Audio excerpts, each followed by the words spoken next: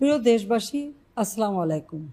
ইনশাআল্লাহ এটুকু কথা দিতে পারি, যদি আওয়ামী লীগ আবার আপনাদের সেবা করার সুযোগ পায়, প্রিয় দেশবাসী আমার, আমি অবশ্যই আপনাদের জীবন মান উন্নত করা, জীবনের নিরাপত্তা দেওয়া অবশ্যই আমরা করতে পারবো। সে আত্মবিশ্বাস আমাদের আছে। আজকে কারাগারে আমাদের নেতাকর্মীরা এই বিজয়ের, যাদের জন্য বিজয়, সেই মুক্তিযোদ্ধা, তারা আজ কারাগারে বন্দী। প্রতিটি রক্তবিন্দুর হিসাব নেওয়া হবে। মুক্তিযুদ্ধের বিরুদ্ধে এত রাগ কেন? দেশটা স্বাধীন না হলে জিয়াউর রহমান মেজরই থাকতো, মেজর জেনারেল হতো না।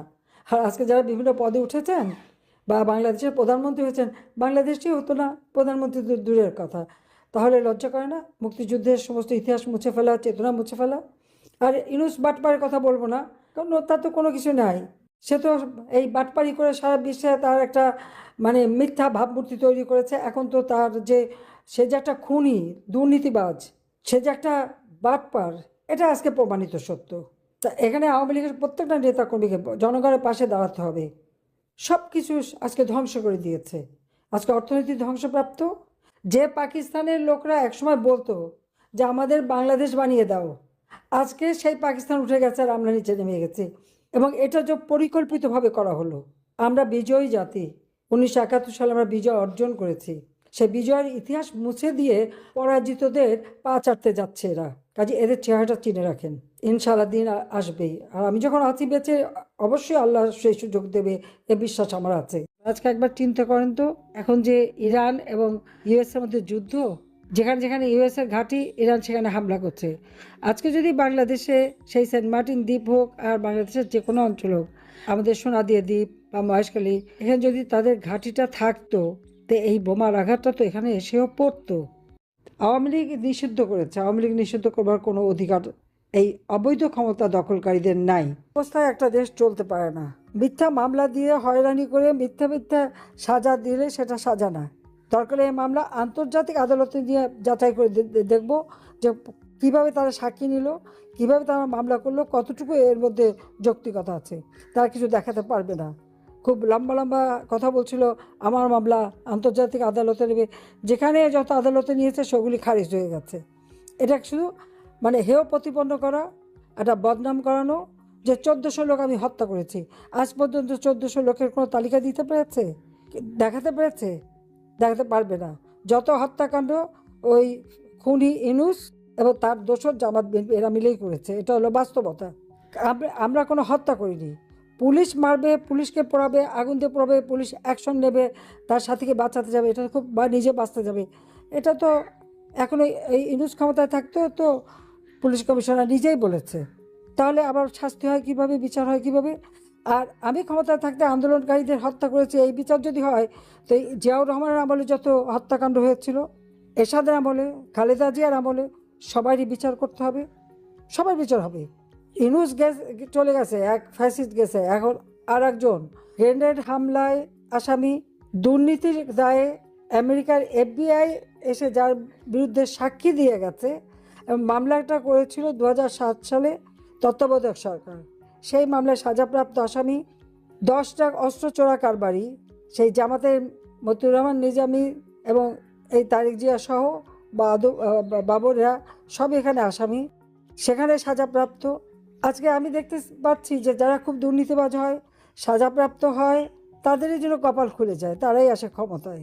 আওয়ামী লীগের নেতা কর্মীদের বিরুদ্ধে মিথ্যা মামলা, শুধু মিথ্যা মামলা না, মামলার রায়ও হয়ে যাচ্ছে চটপট। হত্যার রায়, খুনের রায় এত দ্রুত হয়, এটা বোধহয় কেউ দেখেনি।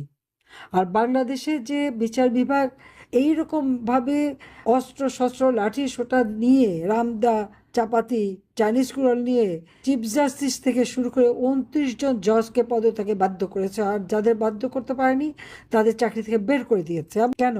এখান থেকেই তো বোঝা যায় যে কত বড় ধোঁকাবাজি করে মানুষকে বোকা বানিয়ে আজকে এই ঘটনাটা করে দেশের সর্বনাশটা করে দিয়েছে। আজকে অর্থনৈতিক অবস্থা চরম বিপর্যয়, ঋণের বোঝা মানুষের কাঁধে, নিরাপত্তা বলে কিছু নেই মানুষের জীবনে, সামাজিক নিরাপত্তাও বন্ধ। টিকা দিতে পারে না, টিকা ক্রয় করা হয়নি, টিকার অভাবে শত শত শিশু প্রতিনিয়ত মারা যাচ্ছে, এ নিয়ে মাথা ব্যথা নেই। এইরকম একটা দুর্বিষহ অবস্থা চলছে। আজকে যখন দেখি আমার দেশের মানুষ এভাবে কষ্ট পাচ্ছে, প্রতিনিয়ত মায়ের কোল খালি হচ্ছে। হ্যাঁ, আমাকে চাই নাই এক দফা দিয়েছিল, সবকিছু আমি মানি, কিন্তু আমি মানুষের এই কষ্ট তো দেখা যায় না। কাজে আমি ফিরে আসবো, খুব দ্রুতই আমি ফিরে যাব। হ্যাঁ, আমাকে ফাঁসির হুকুম দেওয়া হয়েছে। আমি বলবো হ্যাঁ, আপনারা ফাঁসি যে কোথায় দেবেন রেডি করেন, কোন জেলে রাখবেন সেটাও তৈরি করেন। আমি সময় হলে ফিরে আসবো। যদিও আমার পাসপোর্ট বন্ধ, আমার মুভমেন্ট বন্ধ, তা আমি বলবো সে আমার পাসপোর্ট চালু করে দিতে হবে যেন আমি ফিরে আসতে পারি, অথবা যে প্লেনে করে আমাকে এখানে রেখে গেছে সেই প্লেন পাঠান, আমি চলে যাচ্ছি। আমি মানুষের পাশে দাঁড়াবো। আর মানুষের পাশে দাঁড়ানোর জন্য যদি আমাকে ফাঁসি কাষ্ঠেও ঝুলতে হয়, হ্যাঁ, আমি মানুষের জন্য সেই ত্যাগ স্বীকার করতে সবসময় প্রস্তুত।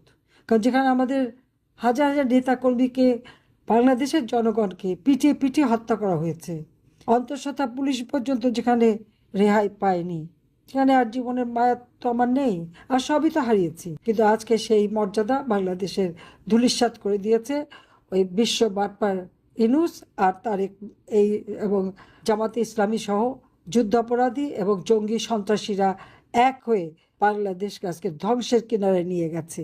এখান থেকে বাংলাদেশকে ফেরাতে হবে, জঙ্গি দমন করতে হবে, আইনের শাসন প্রতিষ্ঠা করতে হবে, অর্থনৈতিক মুক্তি আনতে হবে, সকল বন্দীদের মুক্তি দিতে হবে, রাজবন্দীদের মুক্তি দিতে হবে। আজকে আমাদের সকল দেশবাসীকে সোচ্চার হতে হবে যে কেন রাজবন্দীদের মুক্তি দেওয়া হয় না।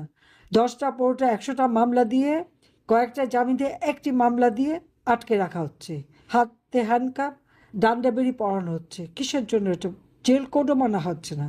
কাজে এই জন্য সবাইকে সোচ্চার হওয়ার জন্য, রাজবন্দীদের মুক্তি চাই এবং আমরা গণতন্ত্র ফিরে চাই।